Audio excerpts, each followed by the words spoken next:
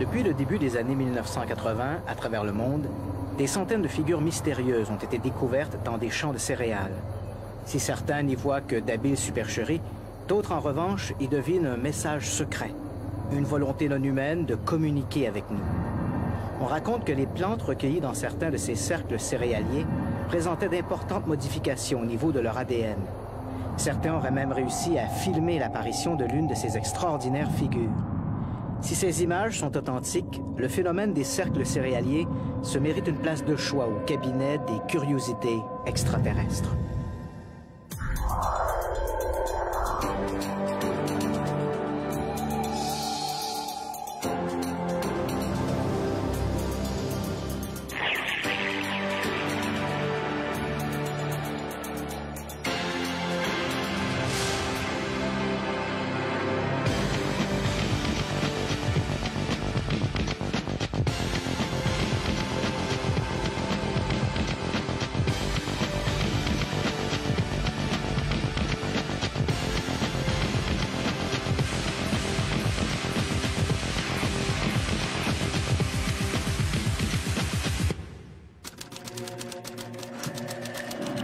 Au fil des ans, le phénomène des ovnis est devenu un tel fourre-tout qu'on y retrouve aujourd'hui une kyrielle de dossiers dont l'association avec d'éventuels objets volants non identifiés est beaucoup plus intellectuelle que factuelle.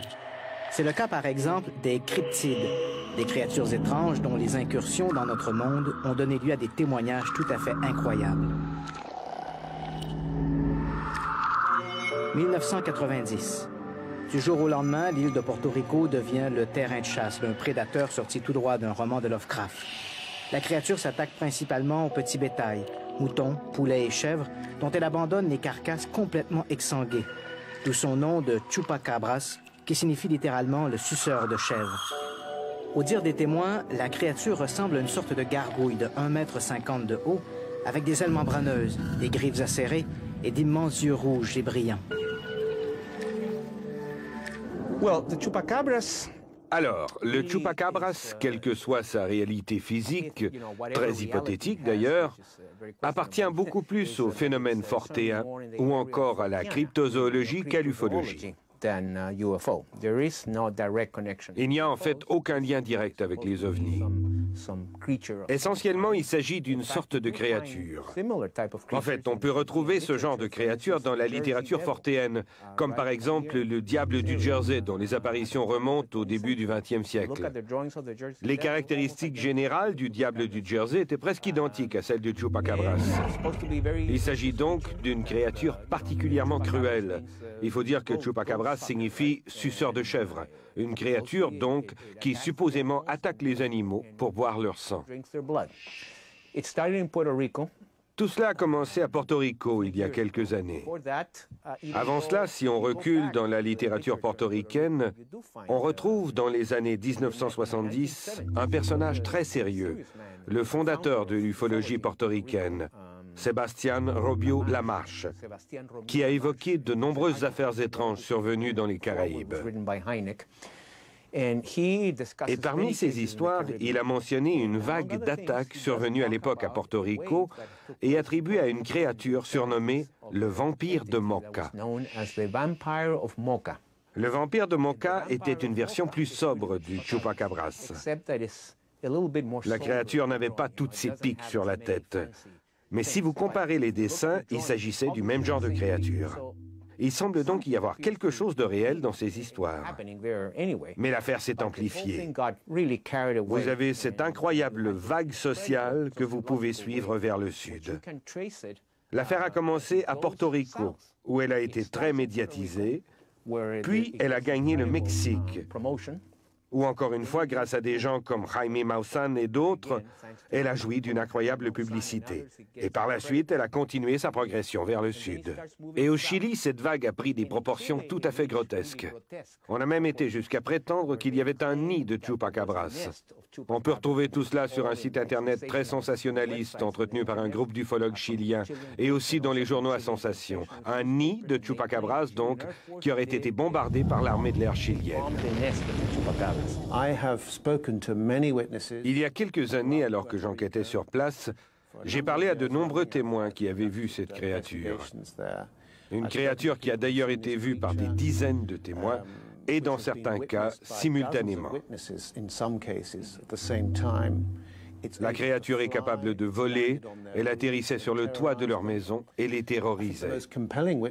Je pense que le témoin le plus remarquable avec lequel j'ai pu m'entretenir était un agent de police portoricain qui avait surpris l'une de ces créatures alors qu'elle était en train de tuer son chien.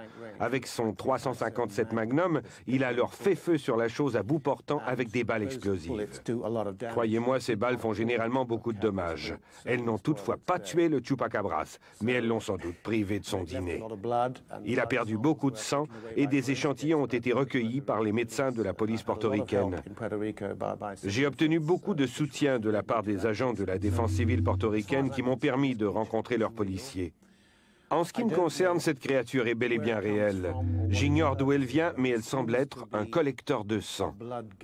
Son objectif ultime semble être la collecte de sang ou d'autres fluides internes sur nos animaux terrestres.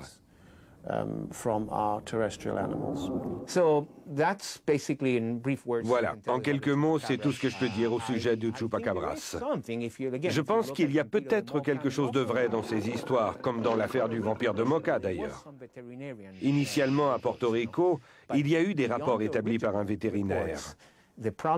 Malheureusement, depuis, et c'est le principal problème avec le chupacabras, il n'y a eu aucune autre analyse médico-légale.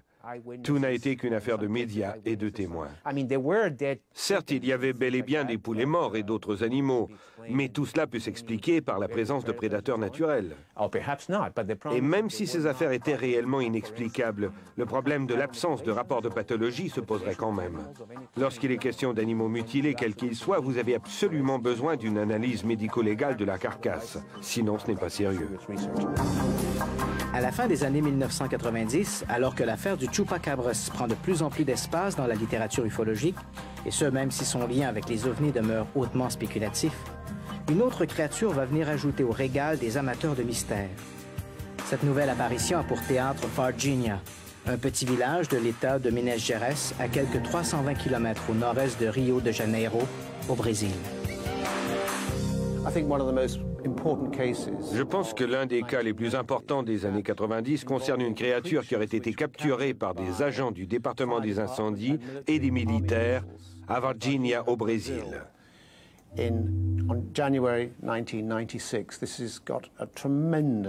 Cette affaire compte un très grand nombre de témoins oculaires.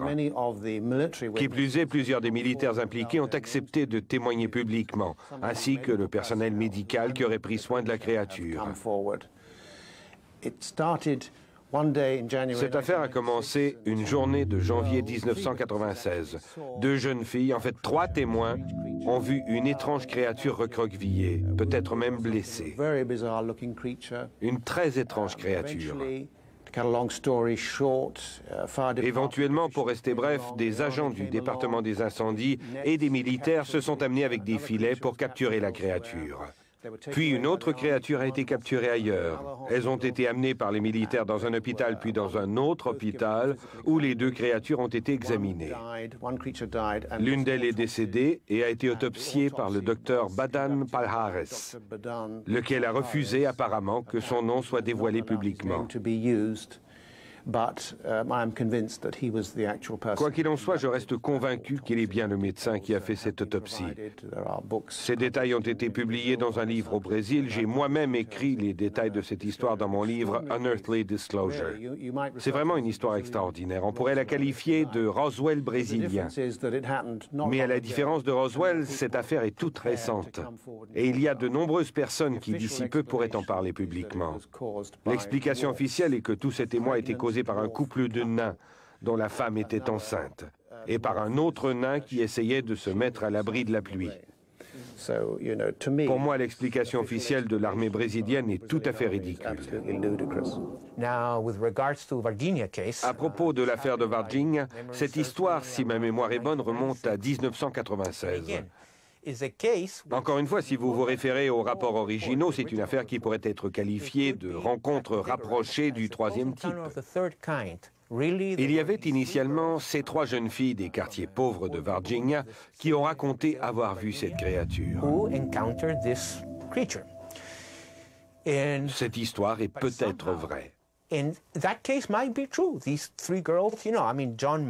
Des gens comme John Mack et d'autres personnes ont interrogé les jeunes filles et tous ont été convaincus de leur bonne foi.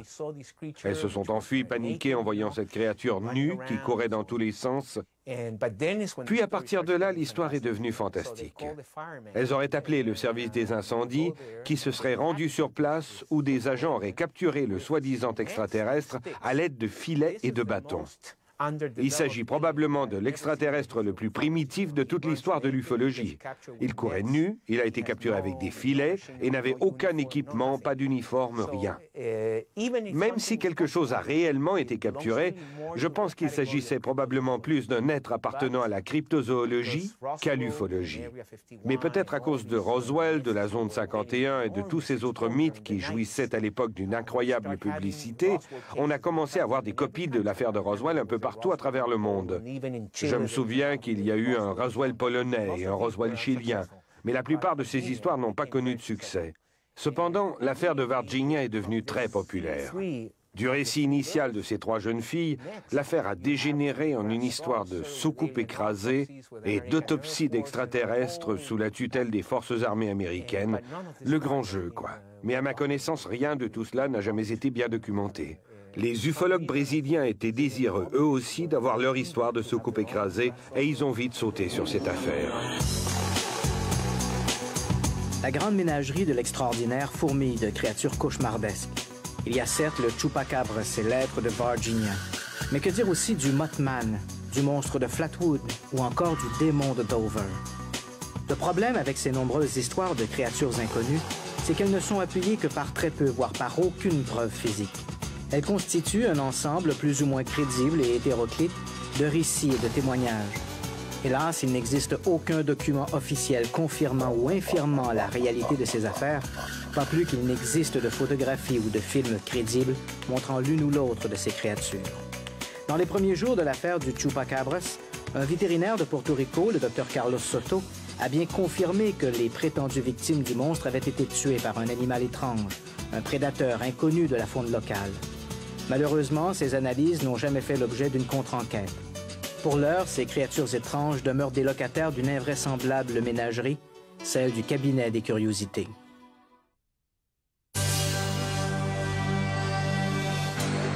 Chaque année, des centaines de têtes de bétail sont tuées et mutilées, tant aux États-Unis qu'au Canada, et même dans certains pays d'Europe.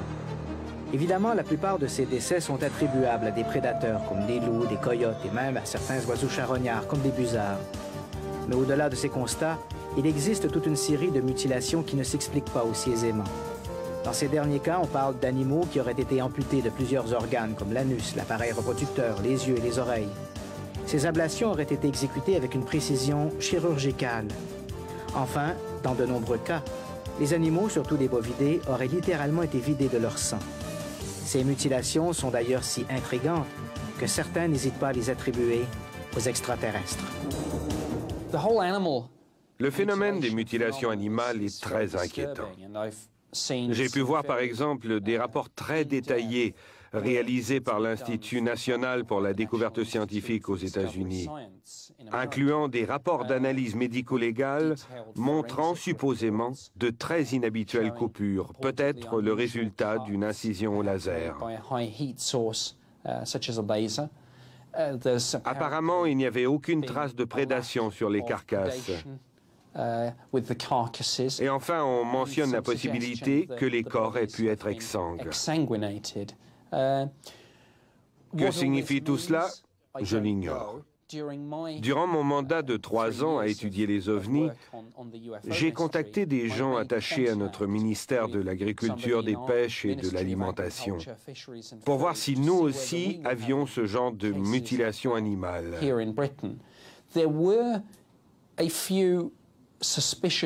Il y a eu en effet quelques morts mystérieuses, mais ces décès ont été plutôt attribués à un autre mystère, celui des grands félins fantômes, des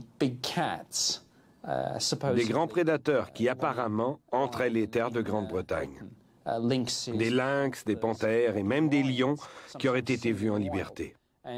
Ainsi, en Angleterre, tout décès plus ou moins mystérieux est automatiquement attribué à ces félins. même parfois des attaques aussi banales que celles d'un chien. Ces cas n'ont donc jamais été étudiés avec la profondeur que j'aurais souhaité. Mais quoi qu'il en soit, c'est vraiment un mystère très intriguant. Alors, les mutilations animales, moi, je considère que c'est l'un des dossiers très importants et quand même assez inquiétant, hein, disons, hein, sur les ovnis. Ça dure depuis maintenant très longtemps, puisque les premiers cas connus, ça remonte à 1967, le petit cheval là, qui avait été trouvé complètement découpé de manière horrible. Et il y a eu une montée en puissance de ces phénomènes au cours des années 70, 75, une année particulièrement intense. Les autorités locales ont demandé des enquêtes. Le FBI ne voulait pas, a fini par confier une enquête à un enquêteur à la retraite qui s'appelait Rommel, qui a déposé un dossier un an plus tard disant que ce sont des charognards, des animaux prédateurs. Mais en fait, quand on regarde d'un peu plus près, on s'aperçoit que ça ne tient pas la route, cette explication, parce qu'on voit des mutations extrêmement étranges, comme découpées au laser. On voit par exemple la peau de toute la face qui est découpée. Et des animaux charognards ne peuvent pas faire ça, en fait. Et il y a de très très nombreux cas qui se sont accumulés, qui ont beaucoup inquiété les paysans. Ça s'est passé surtout aux États-Unis, mais pas seulement. Il y a des cas aussi au Canada, et il y en a en Europe également, hein, en Europe du Nord, notamment en Scandinavie, en Grande-Bretagne. Il y a maintenant, là, cette année, il y a eu toute une vague de mutilations en Argentine. On a essayé d'expliquer ça par l'action de petites souris, mais là aussi, ça n'est pas crédible. Cette explication n'est pas crédible. Et elle est violemment contestée par des experts régionaux. Donc, on a aussi cette hypothèse qui a été avancée par certains, suggérait que c'était des expériences militaires secrètes. Moi, je ne crois pas du tout à cette explication. Pourquoi? Parce que si les militaires voulaient faire des études secrètes, ils n'auraient pas besoin de faire des mises en scène grandiloquentes, effrayantes la population. Ils feraient ça discrètement, ils achèteraient des animaux ici et là, et ils feraient ça tranquillement dans des laboratoires. Alors il y a une autre hypothèse qui est de style conspirationniste, qui dit « Ah oui, mais c'est fait exprès, ce sont des mises en scène pour faire peur, faites par des militaires qui veulent que les gens aient peur des extraterrestres. » Pourquoi cela? Parce qu'ils veulent exploiter cette peur pour prendre le pouvoir, ou on ne sait quoi, pour asseoir leur pouvoir, avoir un plus grand contrôle sur les opérations, sur la population. Bon, moi, je ne suis pas du tout non plus convaincu par ce genre de raisonnement. Et je crois que malheureusement, nous avons... Parce qu'il y a aussi pas mal de mutilations avec des observations d'ovnis dans la région. Hein. Donc je crois malheureusement que c'est lié aux ovnis et que c'est un des aspects quand même inquiétants du dossier ovni. Malheureusement, malgré sa popularité, l'hypothèse extraterrestre ne repose sur presque rien. Certains auteurs ont bien tenté de tirer des corrélations entre la découverte d'une vache mutilée et l'observation d'un ovni rapporté dans le secteur. Mais là s'arrête toute corrélation entre les ovnis et ces mutilations animales. En fait, ces coïncidences, et rien ne permet de croire qu'il puisse s'agir d'autre chose que de simples coïncidences, sont bien peu de choses si l'on tient compte que le phénomène des mutilations animales remonte à la fin des années 1960. De toutes les hypothèses liées aux mutilations animales, celle d'une intervention extraterrestre demeure la plus invraisemblable et la plus mal documentée. Concernant les mutilations animales, je n'ai personnellement examiné que 2 ou 3 cas. Je suis très intrigué. Les ranchers et les propriétaires des carcasses ont été très surpris par ce qu'ils ont vu. Ils n'avaient aucune explication, tant sur la cause que sur l'état de décomposition de l'animal.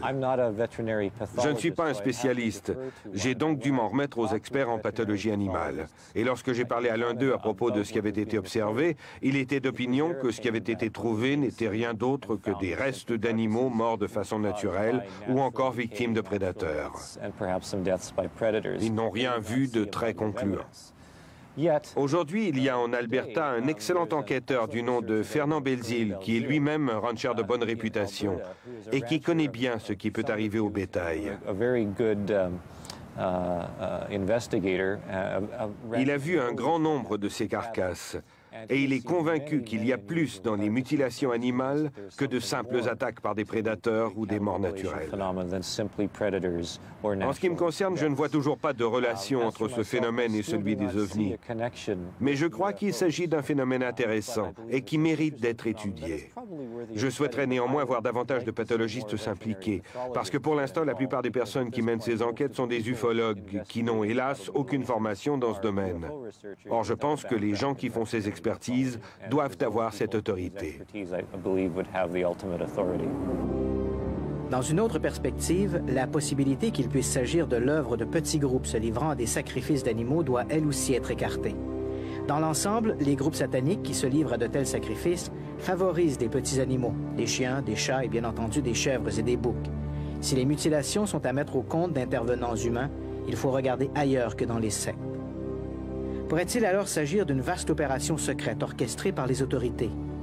Pour que cette hypothèse puisse avoir le moindre sens, il faut faire preuve d'un maximum de spéculation. Pour les besoins de l'exercice, imaginons des agents à la solde d'une occulte faction du gouvernement se livrant à des tests complexes pour étudier le comportement aéroporté de certains gaz dans l'éventualité d'une toujours possible guerre bactériologique ou chimique. Ces gaz, pour l'instant inoffensifs, seraient simplement envoyés dans l'air, puis, après quelques jours, un commando d'élite irait prélever sur les cheptels des échantillons de tissu. Ce scénario, quoiqu'à la limite de la paranoïa, n'est peut-être pas aussi dénué de vraisemblance qu'on pourrait le croire. Récemment, j'ai pu obtenir toute une série de documents secrets extraits des archives du FBI. Les documents rapportent que certaines bêtes ont été retrouvées avec un fort dosage d'un insecticide atropine dans le sang, une substance utilisée comme drogue paralysante. Un autre rapport évoque la possibilité que ces mutilations auraient pu être faites pour tester les effets de la vitamine B12 sur l'organisme ou d'autres toxines sur les ganglions. Aussi compromettantes que soient ces spéculations, les documents se gardent bien de pointer dans une direction précise. Curieusement, dans son rapport officiel remis à la presse en 1980, le FBI, qui avait été appelé à se pencher sur cet épineux problème des mutilations à la demande du gouverneur de l'État du Nouveau-Mexique, a conclu que les mutilations étaient essentiellement l'œuvre des prédateurs. Nulle part il n'y était question de ces substances toxiques trouvées sur certains animaux. Mais s'il s'agit d'agents à la solde du gouvernement, pourquoi utiliserait-il le bétail des agriculteurs? Ne serait-il pas plus discret d'utiliser des terrains et des animaux appartenant au gouvernement? Voilà des questions qui, pour l'heure, demeurent toujours sans réponse.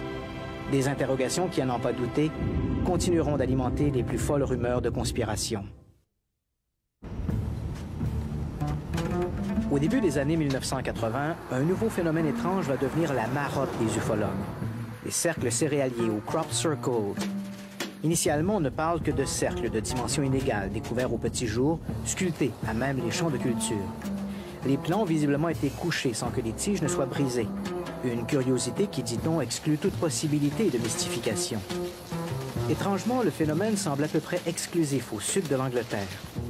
Puis alors que les scientifiques en sont évoqués des modèles théoriques pour expliquer comment des micro-tornades pourraient produire ces cercles, le phénomène évolue. Les cercles se transforment en une variété de figures géométriques plus complexes les unes que les autres. Plus question ici de parler de phénomènes naturels. Quelle que soit la cause derrière ces figures, le phénomène témoigne d'une extraordinaire faculté de transformation et d'une grande intelligence. En 1991, alors que certains en sont à chercher un message secret derrière ces figures, une nouvelle tombe comme une douche écossaise. Deux retraités, Doug Bauer et Dave Chorley, annoncent que ce sont eux qui ont lancé l'affaire des cercles céréaliers. À l'aide d'une planche et d'une corde, ils auraient fait leur premier cercle à la fin des années 1970. Mais à l'époque, la presse n'en avait pas fait mention. Puis, à force de récidiver, le phénomène a fini par intéresser les médias. L'affaire était lancée. Comme c'est souvent le cas dans ce genre d'histoire, les aveux de Doug et Dave ne convaincront pas tout le monde, loin s'en faut. Qui plus est, les partisans d'une réalité exotique derrière les cercles céréaliers rappellent que les deux retraités ont été payés près de 2000 $ pour leur exclusivité. L'argument du désespéré. L'une des nouvelles facettes de l'ufologie des années 1980, c'est l'émergence du phénomène des cercles céréaliers, particulièrement dans les régions vallonnées du sud de l'Angleterre. En fait, près de Warminster, où est née l'ufologie britannique.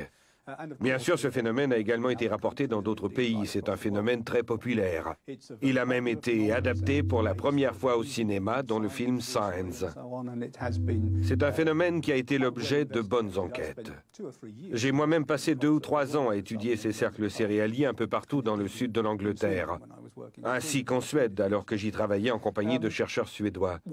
Ce qu'il est important de retenir à propos des cercles céréaliers, c'est qu'il y avait à l'époque une croyance qu'un cercle céréalier ne pouvait pas se former de façon naturelle.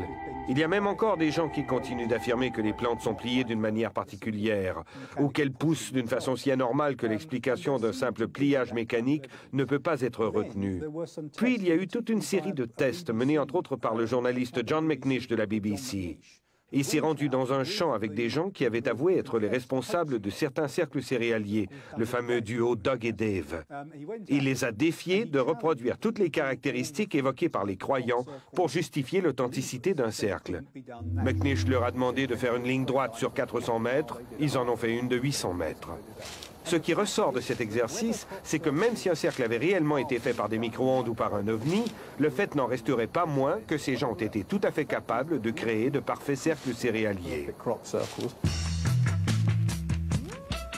Mais s'il s'agit uniquement de fraude, comment les faussaires peuvent-ils s'y prendre pour gagner l'intérieur des champs, leur canevas de travail, sans laisser la moindre trace de leur intrusion? C'est là du moins le genre de questions que se plaisent encore à rappeler les amateurs de mystère. Entre 1989 et 1994, un petit groupe d'enquêteurs français, le Comité Nord-Est des groupements ufologiques, le SNEGU, s'est rendu à plusieurs reprises dans le sud de l'Angleterre pour étudier le phénomène des cercles céréaliers. Les chercheurs n'ont pas été longs à comprendre la mécanique très humaine derrière le phénomène. Gilles Monch était l'un d'eux. Pour lui, l'absence de traces près des cercles n'a rien de bien mystérieux. La plupart des centres des cercles, c'est toujours valable en 2003 ou 2002, du moins, parce que 2003 n'est pas fait. La plupart des centres des cercles se trouvaient sur les tramlines, c'est-à-dire des rétracteurs. Mais il y en s'en trouvait un certain nombre qui se trouvaient, paradoxalement, une minorité en dehors des rétracteurs. Donc, comment atteindre cette rétracteur pour faire le cercle? Parce que nous étions convaincus que le cercle se faisait de façon pragmatique, avec, par exemple, c'est pas forcément exclusif, par exemple, une corde et 2 personnes. Il faut atteindre ce centre du cercle. Tant qu'on n'a pas le centre, on ne peut rien faire. Pour atteindre ce centre, il faut aller discrètement à travers les épis. On avait remarqué, filmé et prouvé qu'on pouvait très bien, notamment dans les champs de blé, se déplacer sans laisser de traces, en prenant quelques précautions dans un champ de blé, voire dans un champ d'avoine ou d'orge. Mais à force de faire des crop circles et en vertu d'un des principes du modèle d'économie, on s'est aperçu que les gens qui faisaient ça ne prenaient plus tant de précautions, puisque tout le monde marchait, tout le monde acceptait Donc des gens pouvaient très bien essayer d'aller au centre du cercle rapidement, en laissant forcément des traces, pour commencer le crop circle, et ensuite avec une logique de construction qu'on a parfaitement identifiée, qui a créé toute la figure, aussi complexe soit-elle. Effectivement, on a trouvé sous les blés, mais il fallait chercher longtemps et finalement retrouver l'existence de ces sentiers. Nous on appelait ça des sentiers, c'est-à-dire un fin sentier, quelqu'un marche un pied devant l'autre à travers les blés sans se gêner, il va coucher des épis sur une largeur de 5 cm dans la direction jusqu'au centre, de la périphérie du centre. Mais la périphérie c'est long, il faut trouver le point de départ, il faut trouver le centre. Il n'y a qu'un rayon. Et ce rayon-là se trouve forcément complètement noyé sous les épis couchés. Si on ne le cherche pas, on ne le trouve pas. Et personne, apparemment, ne le cherchait. Nous, dès qu'on s'est mis à le chercher, on l'a trouvé systématiquement à un point tel qu'on était capable, avant de rentrer dans le champ, de dire où il allait se trouver, très probablement. Et ça marchait à 95% en gros. Je n'ai pas fait de calcul statistique. 95% du temps, ça marchait. Quand on ne le trouvait pas là, on s'apercevait qu'il était un peu à côté. Pour quelques raisons, il y a peut-être un aléa qui avait que, par rapport à la logique la plus rudimentaire, avait fait ce petit défaut. Donc à partir de là, il y a d'autres exemples que les petits sentiers, mais c'est le plus révélateur. Pour ce qui est des cercles céréaliers, la première fois que j'ai enquêté sur un anneau ou une surface de végétation associée à un rapport d'observation d'OVNI, c'était au Canada, aux alentours de 1975. C'était donc longtemps avant que ne débute le phénomène des cercles céréaliers en Angleterre, aux alentours de 1980-1981. Je n'ai pas du tout été impressionné par ce que j'ai vu. En fait, au fil des ans, j'ai personnellement obtenu les confessions de plusieurs personnes, qui avaient fait certains de ces cercles pour susciter la curiosité du public. Mais avant cela, il y a quand même eu, au début des années 1970, de très intéressantes affaires au Manitoba et en Saskatchewan, où des gens ont rapporté avoir vu des objets atterrir et décoller en laissant derrière eux des traces au sol. Maintenant, on ne voit plus que ces formes plus ou moins élaborées, pour la plupart en Angleterre, et on présume que ces traces sont d'une certaine manière liées aux ovnis. Mais dans les faits, il n'y a que très peu d'observations.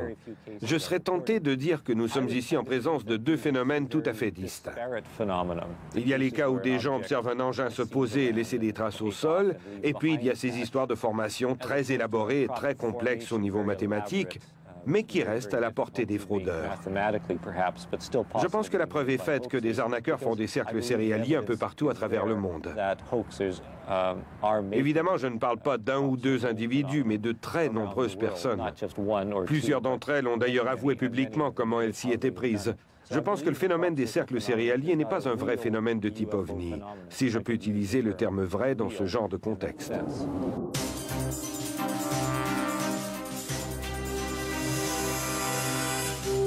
Pour preuve que le phénomène des cercles témoigne d'une réalité fantastique, plusieurs n'hésitent pas à évoquer les travaux d'un certain W.C. Levengood, un biophysicien américain qui affirme avoir trouvé des variantes importantes entre les échantillons de végétaux provenant de l'intérieur des cercles et ceux recueillis ailleurs dans les champs. Mais l'objectivité et la méthodologie du scientifique, qui ne cache pas ses convictions pour la réalité exotique du phénomène, ont maintes fois été questionnées. Ceux qui croient que les cercles céréaliers sont réellement un phénomène paranormal et non pas uniquement une forme d'expression artistique évoquent des travaux comme ceux du Dr Levengood, lequel affirme qu'il y a réellement une altération dans l'ADN, dans la croissance des plantes ou encore dans la plante elle-même. Cela est peut-être vrai. Ce n'est pas à moi de critiquer ces résultats, mais j'aurais tendance à mettre en doute l'affirmation générale de ces anomalies, parce que je sais que dans ce domaine, il y a souvent de la mauvaise science. Je dis ça sans pointer qui que ce soit. Par exemple, dans le cas des analyses, les gens savaient d'où provenaient les échantillons. Celui-ci provenait de l'intérieur d'un cercle et celui-là de l'extérieur.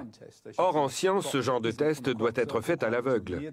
On ne doit pas savoir si l'échantillon provient de l'intérieur ou de l'extérieur du cercle. Je me rappelle souvent cette histoire, même si je ne suis pas un biologiste, mais je crois pouvoir l'évoquer pour sa justification. À l'époque où on essayait de déterminer le nombre de chromosomes chez l'homme, on croyait qu'il y en avait 48. On a ensuite pensé qu'il y en avait 46.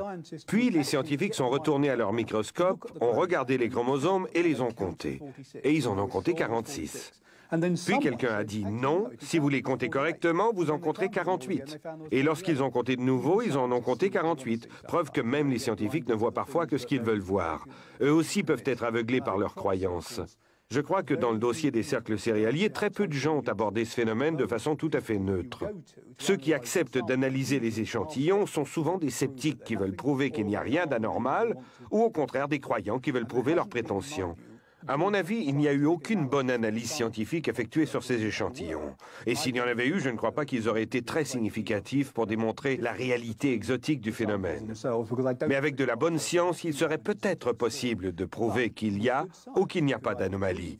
Là, je serais certainement plus réceptif à ces affirmations.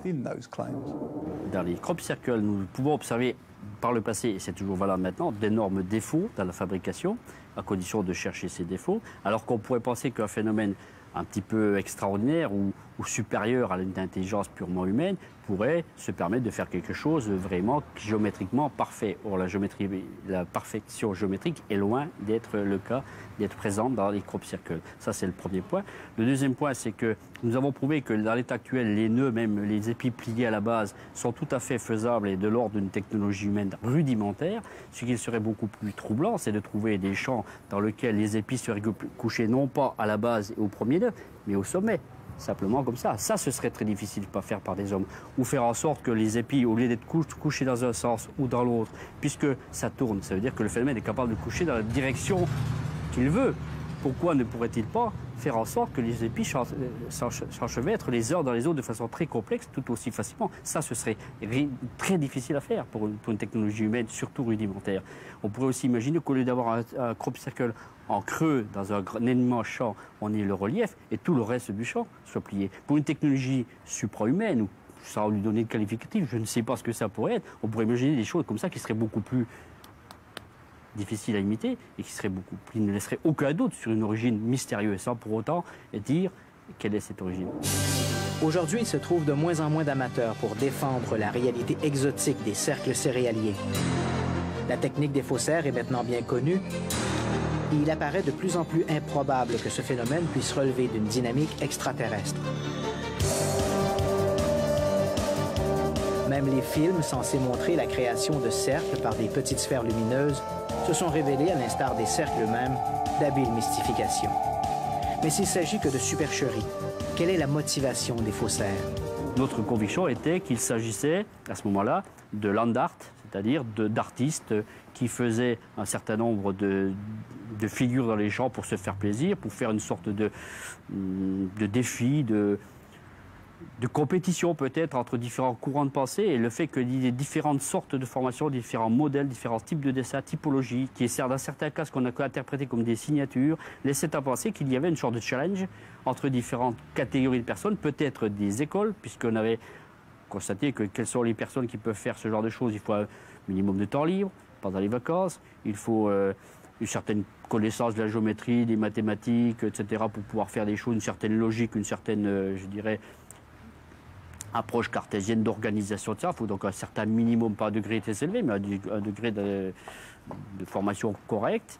Donc c'est tout à fait en Angleterre, les challenges entre écoles, c'est quelque chose qui marche bien. Donc on s'est dit, ça pourrait être de cet ordre-là, pas forcément ça, mais de cet ordre-là. Donc une compétition entre artistes d'art. Depuis les aveux de Doug Bauer et de Dave Chorley, d'autres artistes se sont fait connaître. Ces équipes de fabricants de cercles, dont certaines, comme le Bill Bailey Gang, Merlin & Company, Spider-Man et Catwoman, sont maintenant bien connues de la presse britannique. En novembre 2000, l'un de ces artistes, un technicien en informatique, Matthew Williams, est d'ailleurs devenu le premier fabricant de cercles à être mis à l'amende pour avoir endommagé un champ de céréales. Preuve que la célébrité a un prix. Au large des États-Unis, délimité par les Bermudes, la péninsule de la Floride et l'île de Porto Rico, s'étend une vaste zone océanique où des centaines de navires et d'avions auraient disparu de façon tout à fait mystérieuse. C'est le triangle des Bermudes. On prétend que depuis des siècles, cette région serait le théâtre de manifestations inexplicables. Des navigateurs, en commençant par Christophe Colomb, y auraient vu de fantastiques lumières célestes. Des marins y auraient aussi aperçu d'étranges lumières sous la mer, des osnis, des objets sous-marins non identifiés. La plus célèbre disparition du triangle des Bermudes remonte au 5 décembre 1945. Ce jour-là, une escadrille composée de 5 bombardiers Avenger décolle de la base aéronavale de Fort Lauderdale. L'escadrille doit voler vers l'est, bombarder une vieille carcasse ancrée au large de la Floride et revenir à la base. Un exercice de routine. Vers 15h40, le lieutenant Charles Taylor, le commandant du vol, informe la base qu'il croit être perdu et que ses instruments sont déréglés. Il ajoute cependant qu'il pense être au-dessus des Keys, ce chapelet d'îlots situé à l'extrême sud de la Floride. Les contrôleurs tentent alors désespérément de ramener l'escadrille sur la terre ferme. Puis, éventuellement, ils perdent le contact radio. Vers 19h30, estimant que le vol 19 s'est probablement abîmé en mer à court de carburant, on organise des recherches. Et comme si la perte de l'escadrille n'était pas déjà suffisante, le soir même, un gros Martin Mariner, un hydravion parti à la recherche du vol 19, explose au large de Fort Lauderdale. Bilan de cette funeste journée, 27 hommes disparus et 6 avions perdus, 5 Avengers et 1 Martin Mariner. La US Navy conclura une erreur de pilotage pour expliquer la disparition du vol 19. On ne retrouvera jamais aucun débris de la maintenant mythique escadrille. Que s'est-il passé? Que sont-ils devenus? Plusieurs amateurs de mystère interprètent les événements du triangle des Bermudes comme des preuves d'une activité extraterrestre. Un phénomène qui est souvent associé aux ovnis est le présumé mystère du triangle des Bermudes, lequel concerne une région en mer située juste au large de la côte est américaine près des Bermudes. On prétend que de nombreux bateaux et avions y auraient disparu. La première chose à retenir, c'est que ce phénomène a été étudié par de nombreuses personnes, dont mon presque homonyme John Wallace Spencer, Et même des sceptiques comme Lawrence David Couch ont publié sur le sujet. Une chose apparaît évidente, c'est que le triangle des Bermudes est d'abord et avant tout une statistique. Il y a plus d'avions et de bateaux dans ce secteur que partout ailleurs. Par conséquent, il y a plus d'accidents à cause de gens inexpérimentés en mer. C'est une sorte de terrain de jeu pour millionnaires. Les gardes-côtes ont porté secours à des gens qui n'avaient même pas de carte marine pour éviter les bancs de sable. À cela, vous devez ajouter toute la circulation illicite associée aux trafiquants de narcotiques, qui parfois préfèrent couler leur bateau plutôt que de tomber entre les mains des autorités. Le triangle des Bermudes pourrait bien n'être rien de plus qu'une simple statistique un peu plus élevée qu'ailleurs de navires et de bateaux disparus. Cela dit, il est vrai qu'il y a de nombreuses histoires étranges associées au triangle des Bermudes. Plusieurs de ces histoires s'expliquent peut-être par l'éruption du méthane qui, remontant du fond de la mer, rendrait l'eau si instable qu'elle perdrait toute sa portance, entraînant par le fond tout navire naviguant dans le secteur. D'autres études doivent être faites sur cette possibilité, mais cela m'apparaît comme de la très bonne science. Le plus célèbre rapport associé au triangle des Bermudes, et à mon avis l'un des vrais grands mystères, est celui de la disparition du vol 19, dont les avions n'ont jamais été revus depuis. Certes, on a retrouvé dans le secteur des avions comme ceux du vol 19, mais aucun de ces appareils ne correspondait à la patrouille perdue.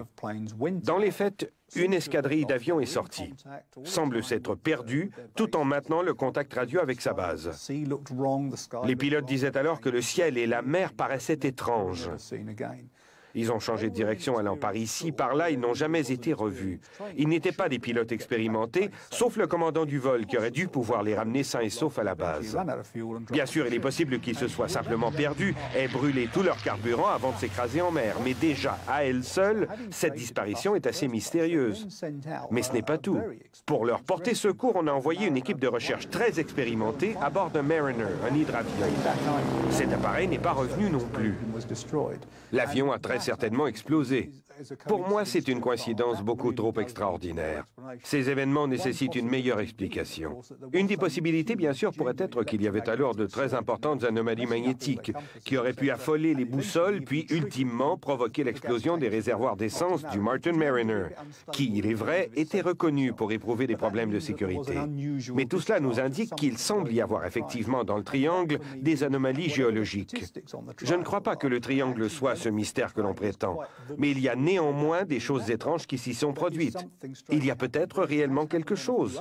Peut-être une météorite sous la mer, quelque chose dans ce secteur qui occasionnellement exercerait ses effets.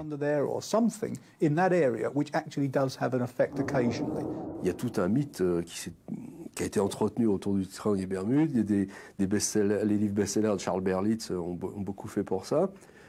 Et on s'est dit, mais bon, ils vont où, ces bateaux et ces avions qui disparaissent? Surtout la fameuse patrouille de 1945 de 5 Avengers de Fort Lauderdale qui a disparu. Et après, l'avion qui est allé les chercher a disparu aussi, l'hydravion de secours. Et donc, on s'est dit, mais ils sont peut-être... ou ils passent dans une autre dimension, ils sont happés dans le temps. Parce que l'histoire que ce soit des ovnis qui soient derrière, c'était une des explications. Il y a aussi le genre vortex temporel, enfin je sais pas, des tourbillons qui aspireraient ou des passages dans une autre dimension. Ce seraient des portes, des zones instables. Mais bon, il y a la thèse effectivement qui est reprise par certains ufologues, disant, ben en fait ce qui se passe c'est que on enlève des gens, ben aussi on enlève des avions et des bateaux. Et le film Rencontre du troisième type, où on voit au début le retour des Avengers dans le désert et puis après des pilotes à la fin, a, je pense, involontairement sans doute beaucoup aidé à continuer l'amalgame, puisqu'on retrouve aussi au début du film un bateau dans le désert de Gobi. Voilà, donc le seul lien qu'il y a vraiment, une fois de plus, avec les ovnis, entre les ovnis et le triangle des Bermudes, c'est qu'effectivement, ben, comme partout ailleurs, on a observé des ovnis au-dessus du triangle des Bermudes. Mais le triangle des Bermudes a un attrait particulier pour les amateurs de mystère. C'est aussi une zone de disparition particulière. Au siècle dernier, un journaliste new-yorkais, Charles Fort, a entrepris de colliger tous les récits hors normes. Pluie de grenouilles, disparitions mystérieuses, manifestations célestes inexplicables, créatures inconnues et plus encore. Charles Fort est devenu le premier archiviste du mystère.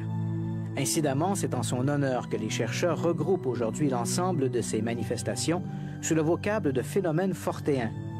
Fort avait compris que le monde est parfois beaucoup plus étrange qu'on ne l'imagine. Qu'elles soient ou non liées aux ovnis, les curiosités de Charles Fort continuent de fasciner. L'univers est probablement infini, non seulement dans les dimensions de l'espace et du temps, mais dans son contenu. Il recèle une multiplicité de lois inconnues et de faits inexplicables. À preuve, l'incroyable diversité du cabinet des curiosités.